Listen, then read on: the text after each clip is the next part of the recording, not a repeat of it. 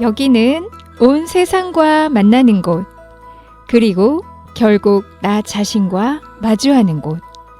미술관 속 미술관, 별별 미술관이 활짝 열렸습니다.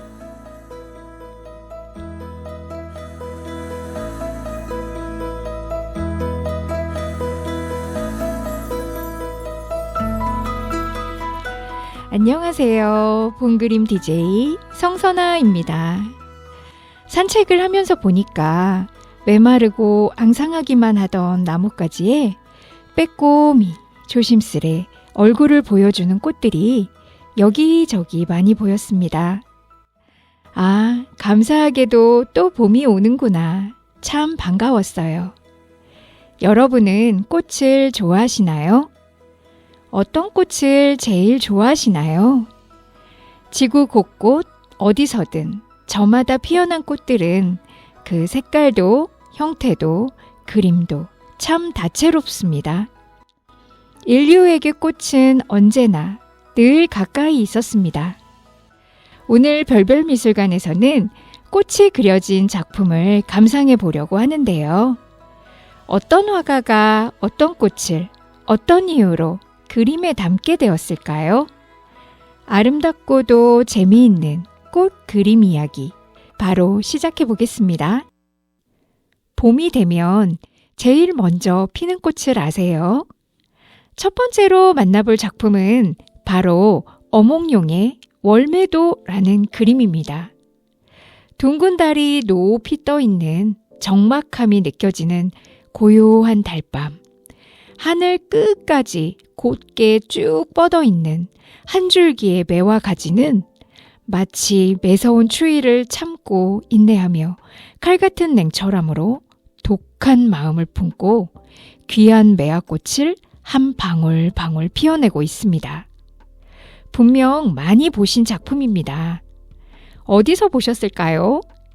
주변에 현금을 좀 가지고 계실 것 같은 좀 있으신 분이 계시다면 5만원권을 1분간만 빌려달라고 부탁해 보세요. 이 5만원권 지폐를 뒤집어 보면 바로 보실 수 있습니다. 매화가 보이시나요? 이 매화도는 16세기 조선 중기에 매화 그림으로 아주 유명했던 문인화가 어몽룡의 작품입니다. 어몽룡은 특히 매화를 뛰어나게 잘 그렸고 같은 시기에 대나무를 잘 그린 이정과 포도를 잘 그린 황집중과 함께 삼절로 불렸습니다. 당시 사대부 선비들에게 시서화 삼절이라 함은 시와 글씨, 서예를 말하죠. 거기에 그림까지 더해 이 모두를 갖추면 선비의 완전한 미덕을 갖추었다고 높이 칭송받았습니다. 그런데 도화서 화원도 아닌 그림을 배우지도 않았던 문인들은 무엇을 그렸을까요? 박물관에 가서 보면 오래돼서 누렇게 바랜 종이 위에 먹으로만 간결하게 그려진 그림을 볼 수 있습니다. 주로 난초, 대나무, 매화, 국화를 서예의 연장선처럼 그려놓은 작품을 많이 보셨을 거예요. 식물마다 그 자체가 주는 아름다움도 있지만 이 4가지 식물이 가지고 있는 장점을 군자, 즉 덕과 학식을 갖춘 사람의 인품과 비유해서 사군자라고 부르고 사대부 문인 화가들이 매력적인 화목으로 삼아 즐겨 그리게 되었습니다. 매화는 이른 봄의 추위를 무릅쓰고 제일 먼저 꽃을 피운다는 그 의미와 고고하게 눈 속에서 꽃을 개화하는 그 청아한 자태가 맑은 향기를 품은 군자에 비유됩니다. 난초 역시 깊은 산중에서 홀로 피어나 은은한 향기를 멀리까지 퍼뜨린다고 해서 지조 높은 선비나 절개를 지키는 여인과 비유합니다. 국화는 늦은 가을까지 인내하며 첫 추위를 견디며 피어났기 때문에 고결한 지조를 가진 은자에 비유됩니다. 사군자 중 제일 먼저 시와 그림에 등장하기 시작했던 대나무는 추운 겨울에도 푸른 잎을 계속 유지하며 곧게 자라는 모습만으로도 난세에 자신의 뜻과 절개를 굽히지 않고 결의를 지키는 군자의 기상에 비유합니다. 특히 매화는 지금처럼 봄이 되면 문인들과 풍류객들에게 단골 소재거리였는데요. 일반적으로 보게 되는 매화도는 밝은 햇살을 받아서 찬란하게 빛나듯이 화려하게 매화꽃이 만개한 모습으로 그려집니다. 그런데 어몽룡의 월매도는 어떤가요? 왠지 좀 다르다는 것이 느껴지시나요? 어스름한 달밤에 핀 매화나무가 주인공입니다. 붓질이 시작된 하단부터 자세히 보면 오래된 고목의 나뭇가지들이 여기저기 부러지고 거친 세월을 맞은 듯 표현되었습니다. 거친 표현을 그리기 위해서 먹의 물기를 최소화해서 그릴 때 건조하게 갈라지고 붓이 지나갈 때 수분이 없어서 빈 여백으로 자연스럽게 나오도록 비백법이라는 기법으로 효과를 주었습니다. 아주 오래된 매화나무의 거칠지만 단단함을 표현하고 있습니다. 보여지는 것만으로도 그 느낌이 굉장히 꼬장꼬장하다고 할까요? 나무지만 한 점 부끄러움 없는 당당한 기상을 잘 보여주고 있습니다. 매화 그림은 나뭇가지들이 여러 갈래로 파생되는 그 시작 부분, 그러니까 몸통에 해당하는 그 중심 부분을 얼마나 잘 표현했는가가 매우 중요합니다. 적절한 먹의 농담을 붓에 머금고 큰 호흡 한번 하고 이제부터는 숨을 꾹 참고 한 호흡으로 끝까지 그려 나가야 합니다. 그런데 그것이 말처럼 쉽지가 않습니다. 흔히들 망친다고 하죠. 호흡이 흐트러져서 붓질이 헛질이 되면 먹이 뭉쳐져서 혼탁해집니다. 또 잠시 망설이면 먹이 번지고 덜덜덜덜 떨면서 그리면 필력이 약해져서 나뭇가지의 기운도 약해집니다. 화선지에 먹으로 그림을 그리는 일은 수정이 거의 불가능해서 그 부분을 망치면 아깝지만 종이 버리고 다시 처음부터 시작합니다. 그냥 무조건 다시 시작해야 합니다. 거의 수행과도 같아서 실력과 함께 정신력이 정말 중요합니다. 왜 선비님들이 정진할 때 그렸는지를 100% 알게 됩니다. 오래전에 저도 엄청나게 많은 화선지를 버려가며 씩씩거리며 연습하던 때가 잠시 스쳐 지나갑니다.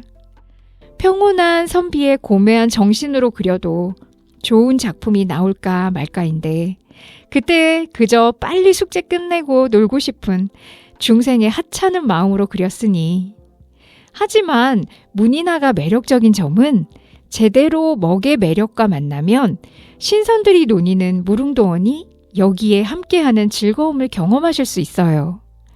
먹의 온기와 내가 하나 되는 그 일체감이 주는 희열은 다른 무엇과도 바꿀 수 없는 것이기도 합니다.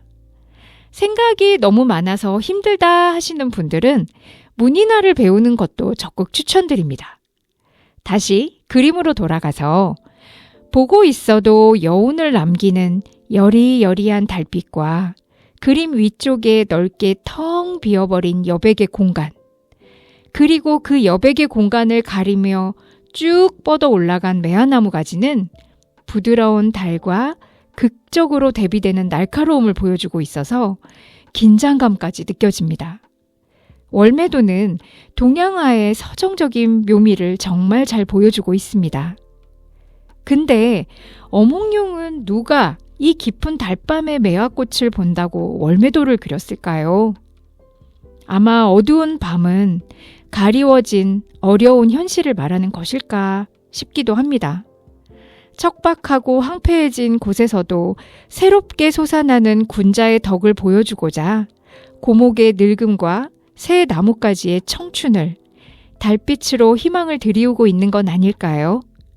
그리고 매화 나무가지에 찌르는 듯한 매서움은 결코 물러남 없는 흔들리지 않는 결의를 강한 의지로 표현하고 있는 것 같습니다.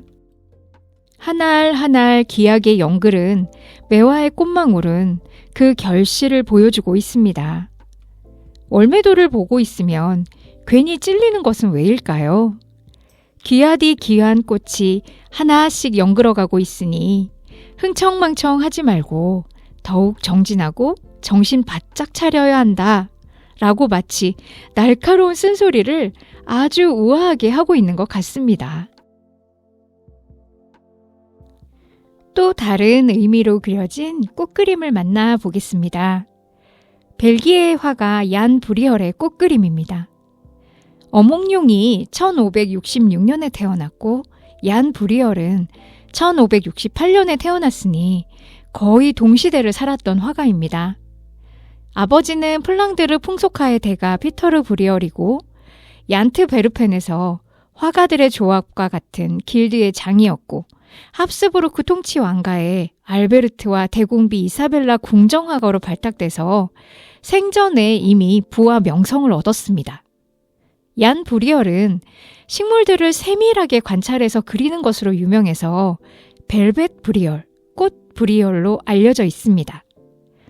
이전까지 꽃그림은 장식을 위한 소품 정도로만 그려지다가 얀 브리얼이 꽃그림으로 명성을 알리게 되면서 대략 1600년 무렵부터는 꽃도 당당히 주체가 되어 정물화의 주인공이 되었다고 합니다. 얀 브리얼은 보고 관찰해서 그릴 꽃들을 수집하기 위해서 여기저기 두루 여행을 다녔다고 해요. 특히 희귀종의 꽃을 발견했을 때 엄청난 즐거움과 희열을 느꼈다고 합니다. 그의 꽃그림 작품 중에 나무통 속의 꽃들이라는 작품을 보겠습니다. 까만 바탕에 불꽃놀이라도 시작된 듯이 각양각색의 화려한 색깔을 가진 꽃들이 그림 안에 빽빽하게 그려져 있습니다. 작은 나무통이 쓰러지지 않을까 걱정이 될 정도로 다양한 꽃들이 가득 담겨 있습니다. 나무통 속의 꽃들 작품 안에는 자그마치 130여 종의 꽃들이 그려져 있다고 합니다. 정말 신기한 건 어떻게 그렸을까 궁금하도록 아주 작은 꽃송이도 뭉그러지게 대충 표현된 것 없이 하나하나 매우 정밀하게 묘사되어 있다는 겁니다. 마치 식물도감 사진을 보는 것 같습니다.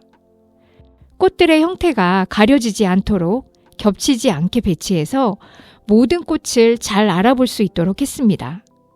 재미있게도 꽃을 크기에 따라 꽂았는데 작은 야생화 종류의 꽃은 아래쪽에 받치듯이 가득 꽂았고 중간 크기의 꽃들은 중앙에 촘촘하게 배치했습니다. 분홍색, 노란색, 파란색, 빨간색, 하얀색, 주황색, 다홍색, 하늘색, 마치 색색의 꽃들 물감을 짜놓은 팔레트 같습니다. 위쪽에는 큰 꽃송이를 가진 흰 백합과 붉은 모란, 파란 붓꽃을 꽂아서 화려하게 대미를 장식했습니다. 작약, 여러 색의 튤립, 백합, 장미, 데이지, 아네모네, 수선화, 별꽃, 모란, 수국, 자스민, 붓꽃, 물망초, 참나리, 카네이션, 칸나, 페투니아, 시클라멘. 그 외, 나름 보테니컬 수업을 하면서 저도 꽃의 종류를 좀 안다고 생각했는데 절반도 모르겠네요. 얀 브리얼은 모든 꽃을 꼼꼼히 관찰하고 정성을 다해 형태를 그리고 색을 칠했습니다. 사진기가 없던 시절에 사진기를 대신할 만큼의 기술력을 충분히 보여주고 있습니다. 도대체 이 한 작품을 완성하려면 얼마나 걸렸을까 몹시 궁금해집니다. 얀 브리얼이 남긴 편지에 따르면 봄에 그리기 시작해서 가을에 완성했다는 문장이 남아 있습니다. 그리고 그는 겨울이 다가와 모든 것이 얼음으로 뒤덮일 때는 그림 속의 꽃을 보며 상상 속의 향기를 즐긴다 라고 말했다고 합니다. 꽃에 대한 사랑과 그림에 대한 얀 브리얼의 열정이 정말 대단한 것 같습니다. 늘 느끼지만 예술가는 재주를 더 가진 사람이 아니라 열정을 더 가진 사람들이라는 생각이 듭니다. 그리고 플랑드르 정물화에는 정말 중요한 특징이 있는데 사계절의 꽃을 모두 한 꽃병 안에 그려 넣는 것입니다. 이것은 생로병사, 인생 전반을 은유적으로 나타내기 위해서입니다. 그리고 바니타스라고 부르는데요. 헛되고 헛되도다의 의미를 담고 있습니다. 황당하기도 합니다. 화려한 꽃들을 그려놓고 인생의 무상함을 말하다니요. 그러나 인생에 대한 집착과 헛됨, 무상함을 상징하는 바니타스 정모라가 플랑드르에서는 많이 그려졌습니다. 화려한 꽃들 사이에 말라 비틀어지고 시들어 죽어가는 꽃도 반드시 같이 그려 넣었습니다. 이 작품에도 자세히 보시면 나무통 바닥 아래쪽에 시들고 죽어가는 꽃송이들이 떨어져 있습니다. 나무통 안에 꽂혀 있는 화려하게 피어난 꽃들과는 대비되는 말라 비틀어져 바닥에 떨어진 꽃들은 영원할 것 같은 그 화려한 순간도 언젠가는 끝이 있다 라고 말해줍니다. 영광의 순간은 영원하지 않기에 늘 경건하게 깨어있는 삶을 살아야 한다고 경고의 의미를 담고 있는 것입니다.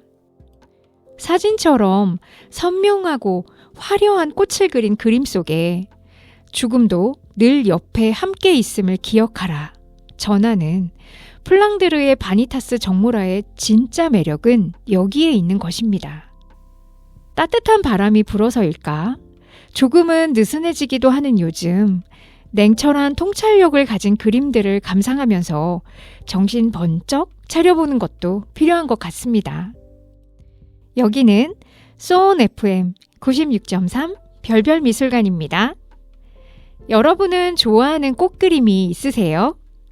우리나라 사람들에게 가장 좋아하는 꽃 그림이 무엇입니까? 물어보면 많은 분들이 빈센트 반 고흐의 해바라기를 꼽으실 거예요. 아, 맞아. 나도 해바라기 좋아해. 급 공감하셨나요? 반 고흐가 그린 해바라기는 총 12점이나 됩니다. 우리가 흔히 알고 있는 꽃병에 꽂힌 해바라기는 7점이나 있습니다. 7작품마다 꽃병 안의 꽃의 개수는 다 다릅니다.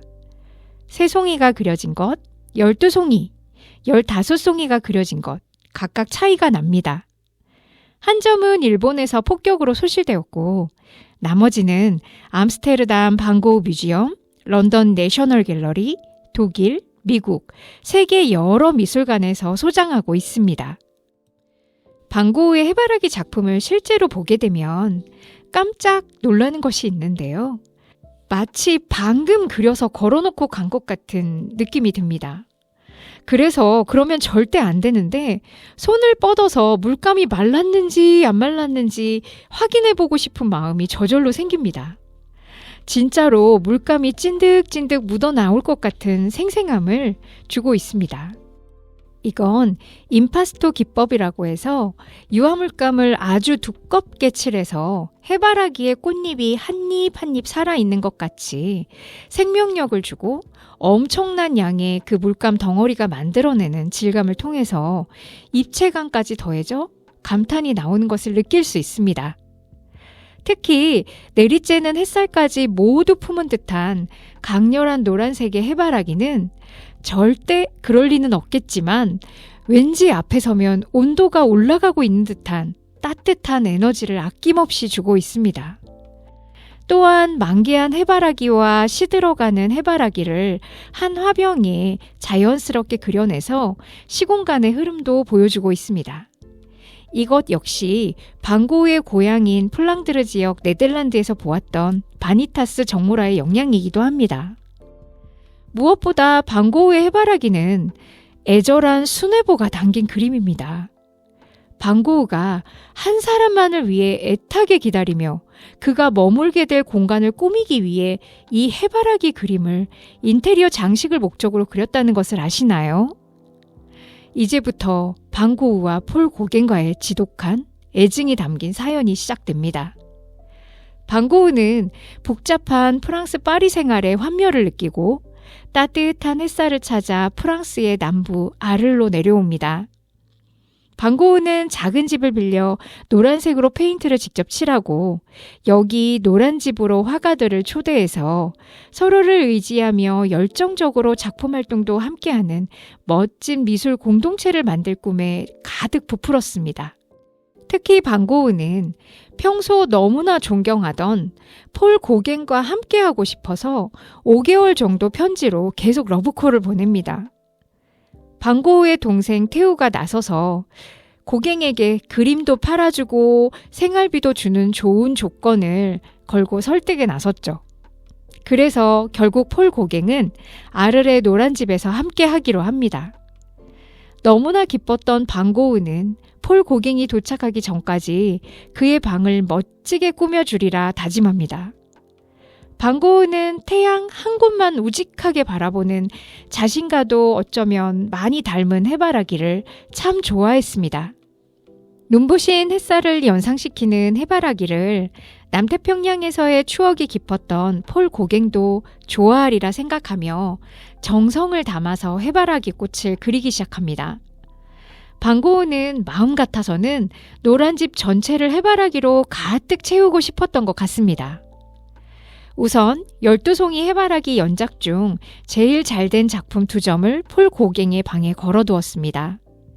그때의 마음은 방고우가 태우에게 직접 쓴 편지에 무엇보다도 잘 드러나 있습니다. 태우에게, 태우야, 내가 커다란 해바라기를 그리고 있다는 것에 너도 놀라지 않겠지? 캔버스 3개를 동시에 작업 중이다. 첫 번째는 초록색 화병에 꽂힌 커다란 해바라기 3송이를 그린 것인데 배경은 밝고 크기는 15호 캔버스다. 두 번째도 역시 3송이인데 그중 하나는 꽃잎이 떨어지고 씨만 남았다. 이건 파란색이 바탕이며 크기는 25호 캔버스다. 세 번째는 노란색 화병에 꽂힌 12송이의 해바라기이며 30호 캔버스다. 이건 환한 바탕으로 가장 멋진 그림이 될 거라고 기대한다. 어쩌면 여기서 끝내지 않을지도 모른다. 고갱과 함께 우리들의 작업실에서 살게 된다고 생각하니 작업실을 정말 멋지게 장식하고 싶어졌거든. 오직 커다란 해바라기로만 말이야. 너의 가게 옆에 있는 레스토랑이 아주 아름다운 꽃으로 장식되어 있다는 걸 너도 알겠지? 나는 그곳 창문에 있던 커다란 해바라기를 늘 기억하고 있어. 이 계획을 실천에 옮기려면 12점 정도의 그림을 그려야 한단다. 그 그림을 모두 모아놓으면 파란색과 노란색의 심포니를 이루겠지. 매일 아침 해가 뜨자마자 그림을 그리고 있단다. 꽃은 너무나 빨리 시들어버리는 데다가 단번에 전체를 그려야 하기 때문이지. 이곳 남부지방의 생활이 점점 좋아진다. 1888년 8월 형 빈센트 방고우가. 짧은 편지 내용만 보더라도 폴 고갱을 얼마나 설레는 마음으로 기다리며 해바라기를 그렸는지 알 수 있습니다. 드디어 1888년 10월 23일 새벽, 애타게 기다리고 기다린 폴 고갱이 도착했습니다. 오자마자 폴 고갱의 눈길을 사로잡은 것은 집안 가득 걸려있던 방고우의 해바라기 그림이었어요. 예상보다 뛰어난 방고우의 그림 실력을 보고 폴 고갱은 감탄하며 조금은 놀랐다고 합니다. 왜냐하면 방고우는 늘 폴 고갱에 대해 존경하는 마음을 숨기지 않고 표현한 데다가 방고우는 자신을 스스로 막 드러내는 사람이 아니었기 때문에 폴 고갱은 자신보다 못 미치는 화가라고 생각했을 거예요. 그래서 자신이 아르레 와서 작업하는 동안 가르침을 주며 조수 역할이나 시켜야 되겠다고 생각하면서 온 것도 어느 정도 있었던 부분이에요. 그런 폴 고갱의 눈에 보이던 것은 창문에 비치는 아름다운 아르레 풍경이 아니라 그 창문 주위 벽에 가득 걸려있는 멋진 해바라기 그림들이었습니다. 폴 고갱의 방을 꾸며주기 위해 염려가 될 정도로 고심했던 방고우는 해바라기를 그렸고 이런 호의를 폴 고갱도 기쁘게 받아들였습니다. 이렇게 좋은 출발선에서 시작했지만 둘은 성격도 기질도 매우 달랐고 작업에 대한 방향성조차도 완전히 틀려서 모든 것에서 맞지 않았습니다. 전형적인 파리지앵이었던 폴 고갱에 비하면 반고흐는 그림 빼고는 모든 것에 무신경한 외골수라고나 할까요? 더럽고 누추한 작업실과 무질서한 생활 모습을 보면서 먹는 것부터 입는 것까지 하나도 신경을 쓰지 않았던 반고흐에게 불만이 쌓이게 됩니다. 결정적으로 반고흐가 좋아하는 작가에 대해 폴 고갱이 형편없다고 하면서 서로의 의견이 대립하게 되었고 둘 사이의 균열은 점점 더 심각해집니다. 함께한 지 2개월쯤 둘은 큰 싸움을 하게 되었고 그 끝에 반고흐는 자신의 길을 자르고 폴 고갱은 그 길로 파리로 돌아가 버립니다. 이후 반고흐는 스스로 생레미 정신요양병원에 들어가게 되었고 폴 고갱도 남태평양의 타히티 섬으로 떠나게 되죠. 그런데 한참 뒤 폴 고갱은 해바라기 그림은 자기에게 줄 수 없냐며 편지를 보낸 기록이 남아 있습니다. 싸움이 일어난 그 당시 얼마나 끔찍했으면 자신의 짐도 챙기지 않고 뒤도 안 돌아보고 떠났던 폴 고갱조차도 해바라기 작품은 탐이 났나 봅니다. 반고흐의 해바라기는 걸작임이 분명한 것 같습니다. 단순하게 그냥 보여지는 것만 보면 거칠고 세련되지 못한 반고흐를 생각할 수밖에 없는 것은 사실입니다. 그러나 앞에서 잠깐 인용한 반고흐가 쓴 편지들을 담은 반고흐 영혼의 편지 책을 읽다 보면 참 순수한 사람이었음을 알 수 있습니다. 반고흐는 해바라기 말고도 꽃을 정말 많이 그렸습니다. 풀과 나비만 그린 그림도 있고요. 그 그림들 앞에 서면 정말 감동하게 되는데 무엇보다 일상에서 너무나 평범해서 눈에 띄지도 않고 무심히 지나치듯 보여지는 것을 반고흐는 아름답게, 특별하게, 정말 소중하게 보고 있었다는 것을 느낄 수 있습니다. 이것이 많은 화가들이 반고흐를 가장 리스펙하는 점입니다. 저 역시 반고흐의 꽃그림을 참 좋아합니다. 아이리스, 장미, 작약, 데이지, 양귀비, 아몬드꽃. 그리 화려한 기술로 그리진 않았어도 믿을 수 없을 만큼 아름답고 진심이 담긴 따뜻한 마음이 느껴집니다. 빈센트 반 고흐의 이야기가 더 자극적으로 과장되어서 전해지면서 귀를 자른 미치광이로 많이 알려졌지만 그의 그림 앞에 서면 누구보다 순수했던 진심 어린 영혼을 느낄 수 있다는 것. 그것이 반 고흐의 그림을 세상에서 가장 사랑받게 만든 이유가 아닐까 합니다. 반 고흐의 해바라기처럼 따뜻한 노래 듣고 오겠습니다. 해바라기, 행복을 주는 사람.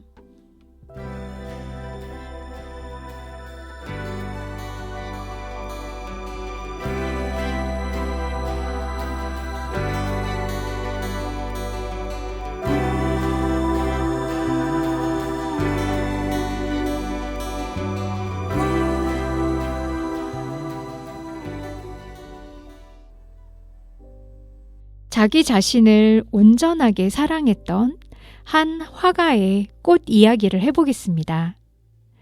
아주 큰 캔버스에 꽃 한 송이만 가득 차게 그렸다면 어떨 것 같으세요? 그림 앞에 가만히 있으면 꽃 안으로 빨려 들어갈 것 같은 느낌이 저절로 듭니다. 꽃이 너무 크니까 상대적으로 내가 작게 느껴져서 마치 벌이나 나비가 되어서 그림 안으로 날아 들어가 보면 어떨까 하는 상상도 해보게 되는 작품이 있습니다. 조지아 오키프의 흰 동말풀 하얀 꽃 넘버1입니다. 미국의 여류화가 조지아 오키프의 1932년 작품인데 2014년 당시 뉴욕에서 진행된 소더비 경매에서 4,440만 달러에 낙찰이 되었습니다. 월마트의 상속녀가 사갔다고 하죠. 당시 500억 가까운 금액이었는데 이것은 그림 경매 사상 여류 화가의 작품 중에 최고가로 낙찰된 것이었습니다. 미국 부시 대통령 때 만찬룸에 걸리기도 했던 작품이라고 하는데요. 어떤 그림인지 궁금하시죠? 당연히 꽃 그림입니다. 그런데 꽃이 엄청 크게 확대되어서 그려져 있습니다. 강한 인맥을 가진 진한 초록색 잎에 둘러싸인 그 위로 나팔꽃 형태를 지닌 순백의 흰 독말풀 한 송이가 커다랗게 그려져 있습니다. 꽃잎의 모양이 잘 보이도록 정면으로 그려졌고 꽃 안에 암술 수술도 중앙에 아주 세밀하게 묘사가 되어 있습니다. 조지아 오키프는 자연에서 많은 관찰의 시간을 보내며 사유하고 작업을 이끌어냅니다. 아이리스, 데이지, 칸나, 백합, 카라, 히비스커스 이런 다양한 꽃들을 캔버스에 커다랗게 확대해서 그린 꽃 시리즈가 그녀의 가장 대표적인 작품이 되었습니다. 미술사에서 조지아 오키프는 20세기 미국 근대 미술의 선구자로 불립니다. 당시만 해도 미국 미술계는 유럽의 예술사조의 영향력에 벗어나지 못하고 있었습니다. 그런데 갑자기 조지아 오키프가 바람을 일으키며 나타나서 뉴욕 빌딩 숲이나 꽃을 확대해서 그녀만의 독특한 화풍으로 모던하고 심플하게 매우 미국적이라고 할 수 있는 독보적인 작품 세계를 만들어내면서 그야말로 예술계에 신선한 충격을 주게 됩니다. 조지아 오키프는 이전에 많은 여성 화가들이 이름을 남기지 못하고 사라졌던 것과는 달리 살아생전 자신의 작품을 인정받고 명예를 얻게 되었지만 무엇보다 한 사람의 예술가로서 온전히 인정받는 것에 늘 목말라 했습니다. 왜냐하면 남성이 주류를 이루고 있던 미술 세계에 여성이 변화의 바람을 주도하는 것에 대해 불편해하는 시선이 많이 있었고 작품 자체보다는 여자로서 조지아 오키프에 대한 관심과 그녀의 작품을 성적으로 관련지어 해석해서 비난하고 손가락질하는 것에 시달려야 했기 때문입니다. 이런 이유로 더욱이 여류화가라는 단어를 자신에게 사용하는 것을 매우 싫어했고 특히 작품에 대한 가벼운 평가는 정말 견디기 어려워했습니다. 그러나 조지아 오키프는 이에 직접 나서서 일일이 해명하기보다는 마지막까지도 묵묵히 자신의 작품 세계를 만들어 나가는 모습을 보여줍니다. 그녀의 파란만장했던 삶을 잠시 엿보면 유년 시절부터 그림 그리기를 좋아했고 아주 훌륭한 엘리트 미술 교육을 받습니다. 당시의 분위기로는 여자로서 자신이 화가가 되리란 생각은 못하고 미술 교사를 하며 틈틈이 작업을 하고 있었습니다. 그런데 그녀의 삶을 통째로 바꾼 일이 벌어지게 됩니다. 어느 날 그림 몇 점을 친구에게 선물했는데 그 친구는 그 작품을 들고 알프레드 스티글리치라는 사람에게 갑니다. 알프레드 스티글리치는 미국 근대 사진의 아버지로 평가받는 사진작가이자 현대 예술 중심지를 유럽의 파리에서 미국의 뉴욕으로 이동시킨 미국 미술사의 개척자로서 그 존재감만으로도 엄청난 사람입니다. 뉴욕에서 화廊을 운영한 스티글리치는 피카소, 몬드리안, 마티스 등 유럽의 화가들을 일찍이 먼저 미국에 소개했고 주변에 가난한 예술가를 발굴하고 도와왔던 큰손이기도 했습니다. 그런 그는 그림을 보고 드디어 여성화가가 나타났다 라며 놀라워했다고 합니다. 조지아 오키프 역시 스티글리치가 후원했던 젊은 예술가가 되었고 둘은 사랑에 빠지게 된 후 연인이자 부부가 됩니다. 조지아 오키프는 자신을 알아봐주고 손길을 건넨 스티글리치를 진심으로 존경했고 스티글리치 역시 젊고 매력적인 여인이자 예술적으로 충만한 조지아 오키프에게 반하게 됩니다. 그러나 23살이나 많고 예술계에 힘이 있는 남자와 결혼한 조지아 오키프에게 세상의 시선은 따갑기만 했습니다. 미술계의 중심으로 떠올랐고 그녀의 그림도 잘 팔렸지만 정작 조지아 오키프는 이러한 세간의 얼룩진 평판과 가십의 주인공이 되는 것을 원하지는 않았습니다. 당시 주변의 남성 화가들은 빈정거리는 투로 이렇게 물었다고 합니다. 당신은 왜 이렇게 꽃을 크게 그리는 거죠? 조지아 오키프는 그들에게 되물었습니다. 당신들은 풍경과 산을 그리는 화가에게 실제보다 왜 그렇게 작게 그리는지 물어본 적 있나요? 조지아 오키프가 아무리 나는 아름다운 꽃을 그렸을 뿐이에요 라고 말해도 창작자 의도와는 달리 화가로서보다는 여성으로서 더 많은 관심을 끌게 되었던 것입니다. 그녀는 결국 지쳤고 타인을 신경 쓰지 않기로 합니다. 그저 묵묵히 계속해서 그녀만의 그림을 그려나갑니다. 그런 그녀를 정작 무너뜨린 사람은 스티글리츠였는데요. 결혼 5년 만에 배신을 당한 오키프는 우울증에 심하게 걸리게 됩니다. 그녀는 피폐해진 몸과 마음을 달래려고 여행을 떠났고 목적지는 바로 산타페였습니다. 그곳은 대지의 절반이 사막인 뉴멕시코였습니다. 뉴멕시코주 대표 도시 산타페는 해발 2,000m가 넘는 고원지대입니다. 아름답고 슬픈 뉴멕시코 풍경 앞에서 특별한 감정에 휩싸이게 됩니다. 결국 마음이 아플 때마다 찾았던 뉴멕시코 산타페에 집을 구해서 완전히 정착하기로 합니다. 그녀는 전화는 물론 전기와 수도 시설조차 없는 흙으로 지은 단순한 집에서 지내면서 광활한 풍경 속에서 극도로 절제된 예술가이자 수행자의 삶을 살았습니다. 최소한의 음식을 먹으며 고전 음악을 듣고 꽃을 정성껏 가꿨습니다. 고독과 고요를 소중하게 생각하고 그림 작업도 정확한 시간을 지키며 자기 관리를 수행처럼 해나갔습니다. 조지아 오키프는 세상을 떠나기 직전까지 꼿꼿한 자세를 유지했으며 그녀를 둘러싼 자연과 하나가 된 모습을 보여주었습니다.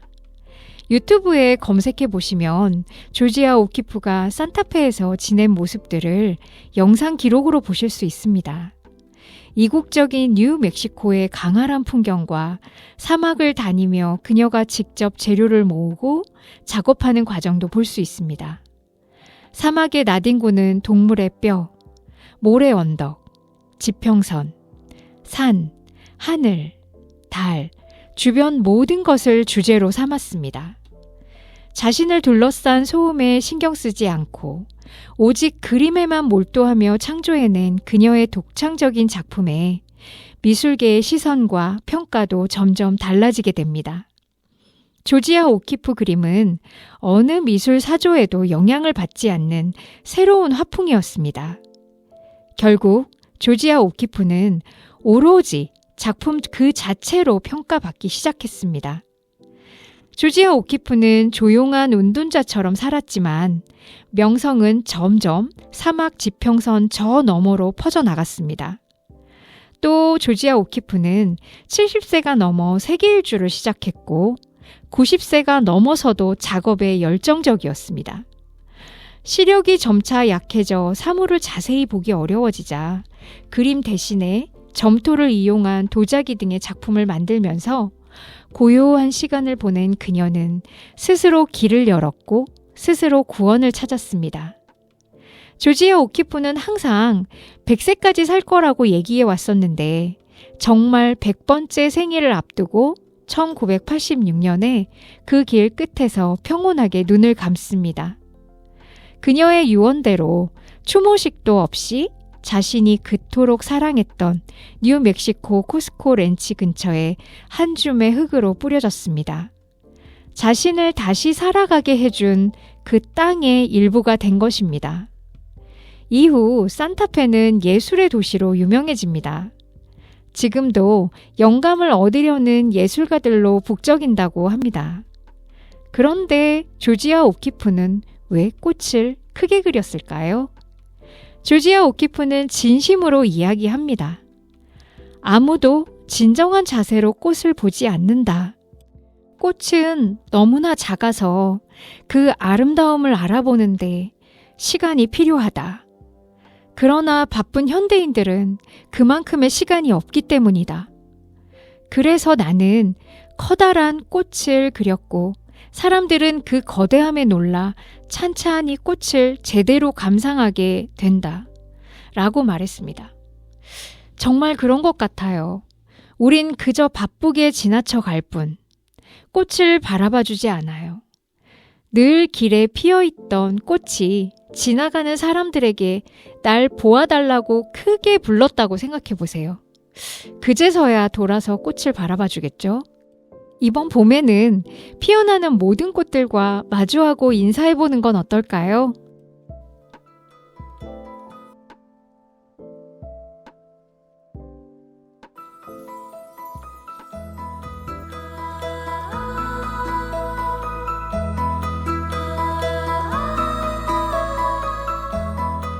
가장 예쁜 꽃그림은 전통시장의 옷가게에 가면 제일 많이 볼 수 있는 것 같아요. 우리네 어머님들이 편안하게 입으시는 일명 몸빼 바지며 샬랄라한 블라우스를 구경해 보세요. 예쁜 꽃들이 그곳에 다 모여 있습니다. 어머님들이 입으시면 더 예쁘게 피어납니다. 우리들 누군가에게나 화려한 시절이 있고 우리 모두는 누군가에겐 꽃과 같은 존재이기도 합니다. 이 봄을 맞아 피어나는 꽃들을 축복하고 그 봄을 또 맞이하는 나를 스스로 예쁘다 축복해 보는 것은 어떨까요? 지금까지 별별미술관 봄그림 DJ 성선아였습니다.